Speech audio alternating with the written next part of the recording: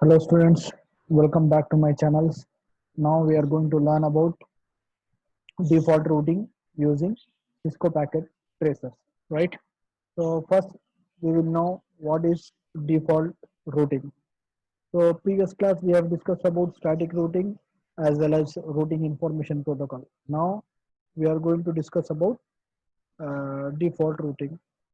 So a default routing is mostly used to find unknown destinations. Okay, so unknown host. Okay, so what is unknown host? So as it is a source system, we don't know the destination system. For example, you people are browsing using internet connections. You don't know where the server is located. You just take google.com. So you don't know where the server is located, but you are accessing through a source to destination machine, right? From source to destination machine. You don't know where the Yahoo servers are located, where the Gmail servers are located, and where the Google servers are located. But you can access your machine from source machine to, that is your desktop machine, to a remote server. That is where you don't know where the server is located, right? Okay. So for configuring those systems, we are using a default routing. A default routing protocol is configured for unknown destinations like Google or maybe yahoo.com or maybe a gmail.com, right? Okay. So it is the last preferred routing protocol. So since we are going to configure this as a end routers, we are going to configure at the end routers. So this may be preferred as last routing protocol, right? Okay. So also it can be used in end locations, right? We are using for end locations. Okay. So default routing helps to reduce the size of the routing table. So of course it reduces the size of the routing table. Let us see how. Okay. For my convenience, I have configured all these routers. Okay. So if you take the system one, I have already configured the system one as a predefined IP. Okay. So predefined IP, subnet mask, and default gateway. Everything I have configured for all the three routers. If you go to config, so everything for fastnet 0 everything I have already configured. Right. Okay. So if you go to this router, already I have everything configured. Okay. So if you go to 0 see here, everything already I have pre-configured. Okay. So only the thing is you have to configure the default routing. There are two possible methods are there to configure default routing. Either we can configure through CLI mode, that is command line interfaces, or you can configure through a GUI mode. In GUI mode, we are going to configure only on a static routing. Okay. So as uh, so as I already pre-configured everything, my static routing is also pre-configured. Okay. So first, let me remove all these things. Okay. Right. Initially, I have configured all the three routers, all the three desktop PCs, all the three source to destination machines. Okay. So now I'm going to configure this network as a default routing, right? Okay. For configuring default router, open the first router. So open the first router, go to config mode, click on static routing. Here we are not going to configure the static routing. Instead, we are configuring default routing. Okay, it is somewhat similar to static routing. Okay, the only thing is we need to configure end routers as default routing. Okay, so let us see how. So since it is a source machine, for default routing, we need to configure 0.0.0.0. Okay, and the subnet mask is 0.0.0.0. So the next hop, since it is a source machine, the next stop is this machine. Okay, So that is this router. So this router is what? 192.168.2.11. 192.168.2.11. Okay. Click on add.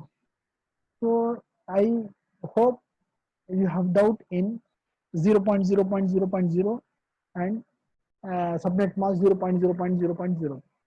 Why I have configured 0.0.0.0?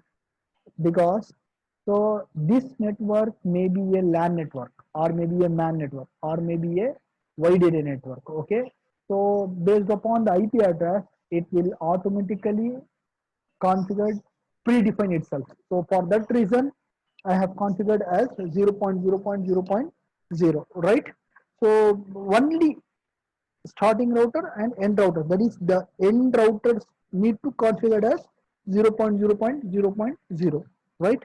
Okay, for first router I have configured 0.0.0.0, and now I'm going to configure the second router. Okay, so this router, go to config mode and click on static. Here you need to configure the neighbor routers. Okay, so the neighbor router is, we have two networks. One is 1 series. Okay, another one is 5 series network. Okay, so if you see here, we have two different networks are there. One is 1 series network. If you see, this network belongs to a 1 series. Okay, and this network belongs to a 5 series. Okay, so this network, let us label this name. So this network belongs to a 192.168.5.0 series, and this network belongs to a 192.168.1.0 series. So how I have chosen, this one is a 1 series and this one is a 5 series, since all the three are LAN networks. Okay, but here we have only one. See here, 1 and 2, 1.11, 1.10 and 1.1. So for this reason I have defined as 1.0 series. 0 means from 0 to 255, up to 255 any devices on these networks. Okay, if you take this system, it belongs to a 5 series. So any any systems which is on 5 network, that is 0 from 255, 0 to 255. Okay, so for this router, that is the router 1. So the router 1, the network, the left network, first I'm going to configure this left network, that is 192.168.1.0. The subnet mask is, since it is a LAN network, so I'm going to configure this as a subnet mask. And for this router, what is the next hop? So this is the next router. So our next hop will be 1 and 2, 168, 1 dot, sorry, 2.10. Okay, click add. Okay, since this router is connected to another network, so this network, so for that we need to configure again for another network 192.168, 5.0. This time we are going to configure 5.0 series. The subnet mask will be the same, and the next hop will be 4.11. 4.11. Okay, click add. Successfully we have configured the middle router, that is the router 1. Okay, now close it. Now finally we are came for the last router, that is the end router. So it is similar to what we have configured for first routers.